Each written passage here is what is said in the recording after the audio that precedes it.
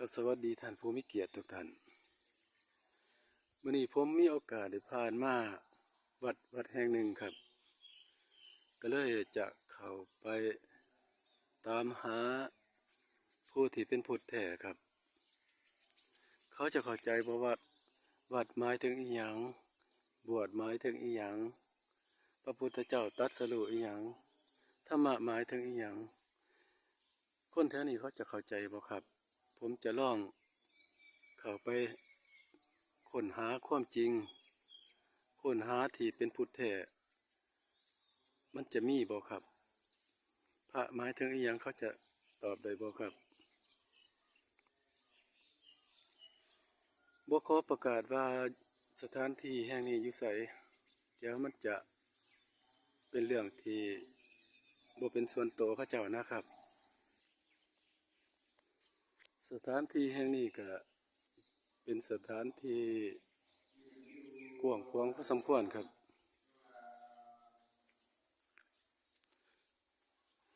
มื้อนี้เป็นวันสำคัญทางพระพุทธศาสนาครับเป็นวันพระครับทุกท่านชาวบ้านมาวัดสมณะผู้เป็นบรรพชิตกำลังเทศน์อยู่ครับ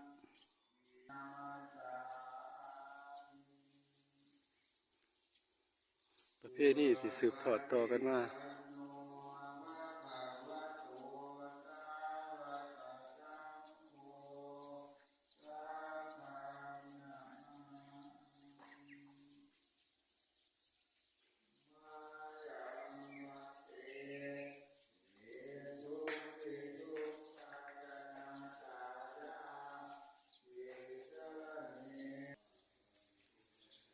สิ่งปลูกสร้างเขาเจ้าครับ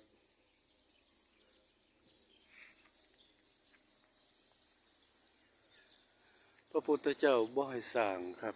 ผู้ที่บวชเป็นบรรพชิตนั่นจะสร้างบ่ได้จะมีส่วนร่วมสร้างบ่ได้ครับยินดีในการสร้างบ่ได้เพราะว่าสละแล้วถ้าชาวบ้านมาสร้างให้โดยเหตุจำเป็นนั่นก็บ่ผิดครับแต่ว่าเฮาสร้างเพื่อประโยชน์ก็บ่ผิดครับบัดนี้ถ้า ทุกฝ่ายครับทั้งผู้บวชผู้สละแล้วมายินดีในการสร้างมาขนขวาย หามาสร้างนั่นเขาจะอาบัติปาราชิกครับจะขาดออกจากเป็นพระจะถึงขั้นเป็นพระบ่ได้พระนั่นหมายถึงเป็นผู้ประเสริฐครับเป็นผู้บริสุทธิ์ทั้งกายทั้งวาจาทั้งใจจะดับเป็นสมุทเฉทครับผู้เป็นพระดับเป็นสมุทเฉทหมายถึงอีหยังหมายถึงดับกิเลสทั้งกายครับและก็ดับกิเลสทั้งใจทั้งกายทั้งวาจาทั้งใจครับจะดับเป็นสมุทเฉทจะดับบ่มีกิเลสครับบ่มีความโลภความโกรธความหลงบ่มีความยินดีพอใจ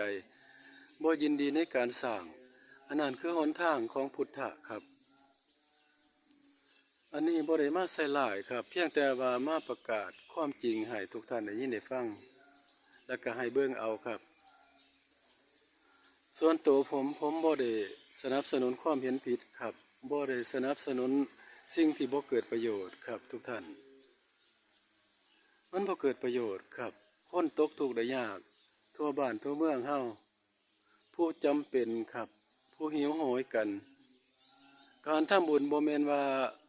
ขนไม้ขนไหลเข้ามาเฮ็ดจังซี่เด้ครับอันนี้คือมันบ่เกิดประโยชน์อีหยังครับ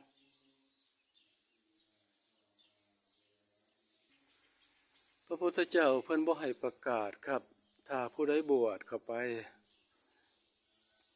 จะออกข้างนอกก็บ่ให้ประกาศจะเดินเข้ามาก็บ่ให้ประกาศครับ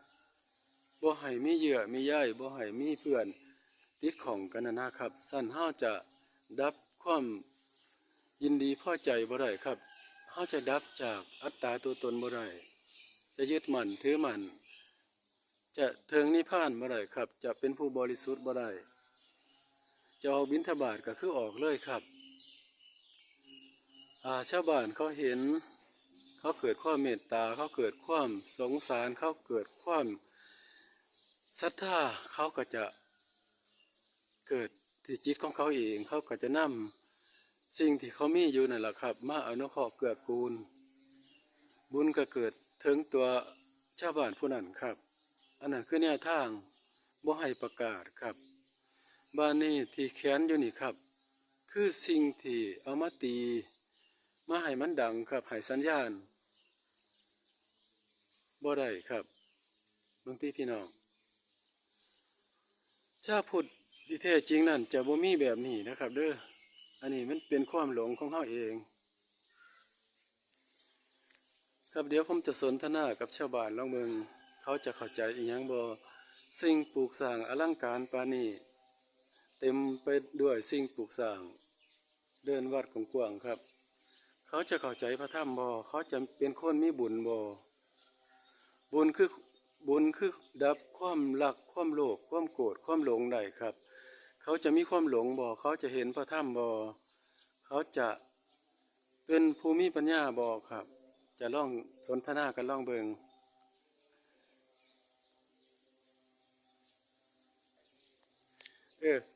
พอดี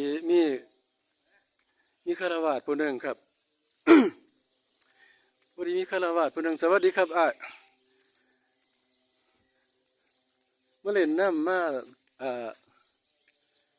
บันทึกถ่ายทำให้พี่น้องได้เห็นทั่วบ้านทั่วเมืองเฮานี่แหละครับเพิ่นเป็นเจ้าได้มาเฮ็ดอยู่นี่เด้เนาะสร้างเนาะโอ้สมาอยู่โอเคเออน้องขอสนทนาธรรมนำเนี่ยครับนิมนต์สร้างผู้หนึ่งครับเพิ่นมาเฮ็ดอยู่นี่ครับบ้านนี้มีบรรพชิตเพิ่นได้เฮ็ดนำบ่ครับท่านสร้างเพิ่นก็เฮ็ดนำกันแม่นบ่เพิ่นอยู่นี่จักองค์ครับบ่เพิ่นก็มีส่วนร่วมยินดีพอใจนำกันแม่นบ่ในการสร้างนี่นำกันเบิดบัดนี้เฮาเข้าใจบ่ครับว่าพระพุทธเจ้าเพิ่นตรัสรู้อีหยังเพิ่นคำว่าบวชหมายถึงอีหยังพระหมายถึงอีหยังวัดหมายถึงอีหยังท่านพ่อเข้าใจบ่ครับในเรื่องสี่ที่เฮามาเฮ็ดมาสร้างอยู่นี่มันผิดหรือบ่ผิดเฮาเข้าใจบ่ครับคือจังบวชนี่คืออีหยังท่านเข้าใจหรือยังครับท่านเคยบวชเนาะโอ้บวชกำการบวชกำกาแม่นบ่นั่นแหละก็บ่ว่ากันครับขออนุญาตสนทนาธรรมเฮาต้องเป็นผู้ตรงครับถ้าอยากเป็นผู้มีบุญครับผู้มีบุญคือชำระล้างความเห็นผิดออกชำระล้างความเศร้าหมองออกครับต้องชำระเด้ออ้ายเด้ออ้ายเป็นผู้มีบุญจังได้ยินได้ฟังจังได้สนทนาเป็นประโยชน์แก่สาธารณะเดี๋ยวนี้บวชหมายถึงอีหยังอ้ายลองตอบมาดูผู้แม่นพูดแท้บ่เฮาหลงทางบ่หรือเฮาเดินทางถูกบวชหมายถึงอีหยังอ้ายให้ชาวบ้านได้ยินได้ฟังนำว่าเลยอ้ายว่าเลยบวชหมายถึงอีหยังครับนักบวชก่อนอื่นบ่จักแม่นบ่บ่ชัดเจนแม่นบ่ครับบวชแล้วก็นำห้อยพระพุทธศาสนาแหละนำห้อยพระพุทธศาสนานำห้อยเฮานำห้อยแบบใดครับบ้านนี้คำว่านำห้อยเฮาเข้าใจหรือยังว่าพระพุทธเจ้าบัญญัติไว้227ข้อนั้นเพิ่นให้เฮ็ดจังใดครับคำว่านำห้อยเฮานำถูกหรือนำผิดครับสิถูกก็คือเอาเองแม่นบ่บ้านนี้คันว่านำห้อยเฮาต้องเข้าใจว่าตามบรรพบุรุษเคยเห็นมามาเรื่อยเรื่อยวัดยึดเหนี่ยวเนาะมีคนเข้ามาบ้านนี้เฮาเข้าใจหรือยังว่าธรรมะหมายถึงอีหยังครับคันเป็นพุทธแท้ต้องรู้เด้พระพุทธเจ้าตรัสรู้ธรรมะหมายถึงอีหยังครับยึดเหนี่ยวจิตใจนี่แหละธรรมะสั่งสอนคนเป็นคนดีนี่สั่งสอนเป็นคนดีจักผิดจักถูกนี่แหละจักผิดจักถูก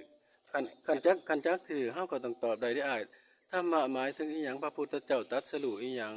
อ้ายต้องตอบได้เด้ครับ พวกเขาเลิกปานนั้น นี่ล่ะหมายถึงเฮายังหูจักแต่ผิดเดี๋ยวนี้เฮาบ่ทันจักถือแต่เฮาบ่ทันได้จักบ้านนี้เฮามาเฮ็ดมาสร้างนี่มันจะเป็นบุญหรือจะเป็นบาปบ้านนี้ ว่าเฮ็ดเอาบุญเนาะ คือจังเฮามาเฮ็ดนี่ครับอ่า ไว้ ผู้เพิ่นบวชนั่นผู้เพิ่นบวชนั่นเพิ่นสละเด้ครับอ้ายต้องสาบานในโบสถ์นั้นสละทั่วเด้ครับ จะมีเรือนว่างเป็นที่พักอาศัย จะมีป่าเป็นที่พักอาศัย จะมีถ้ำเป็นที่พักอาศัย จะอยู่สันโดษอยู่สำรวมครับ อยู่สมถะสาบานตนนั่นละทั่วบ่ได้มายินดีในการสร้างนั่นคือข้องถ้ำอิหลีครับ คือข้องพุทธะอิหลี พุทธะหมายถึงผู้รู้ผู้ตื่นผู้มีปัญญาผู้สละแล้วทั่วทุกอย่างบ่ได้มายินดีในการสร้างคันสั่นเฮาก็จะพ้นทุกข์บ่ได้เฮาก็จะกลับมาเกิดแล้วก็มาทุกข์กันอยู่จังสี่ครับเที่ยวเกิดเที่ยวแก่เที่ยวตายอยู่จังสี่นี่คือหนทางของพุทธสิ่งที่อ้ายเฮ็ดนั่นมันบ่ได้เป็นบุญเด้ครับ บุญนั่นต้องไปสร้างกับคนตกทุกข์ได้ยากต้องไปสร้างกับผู้ที่เขาขาดแคลนอีหลีครับ แม่นอยู่ นั่นล่ะ เป็นปานนั้นก็แม่นอยู่ บ้านนี้เฮามาเฮ็ดจังซี่มันเกิดประโยชน์บ่ครับต้องเป็นผู้ตรงนะครับเด้อต้องเป็นผู้กล้าคันสั่นเฮาจะบ่ได้สำลักสำเร็จมากผลอีหยังครับเฮาจะเกิดมาเสียศาสตร์เกิดซื่อๆถ้าผมเว้าผิดให้อ้ายค้านเด้อครับเด้อนี่ล่ะผมค้นหาความจริงตามหาผู้ที่เป็นพุทธแท้จริงๆครับเฮาต้องเป็นผู้กล้าครับ แต่กล้าเฮ็ดผิดเฮายังกล้าเฮ็ดถูกเป็นหยังเฮาสิบ่กล้า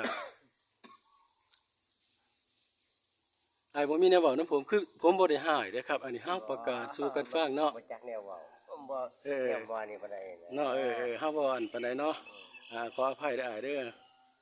แต่ว่าก็ซ้ำนี่ก็เป็นมงคลแล้วล่ะครับ เพราะว่าพี่น้องเพิ่นเบิ่งอยู่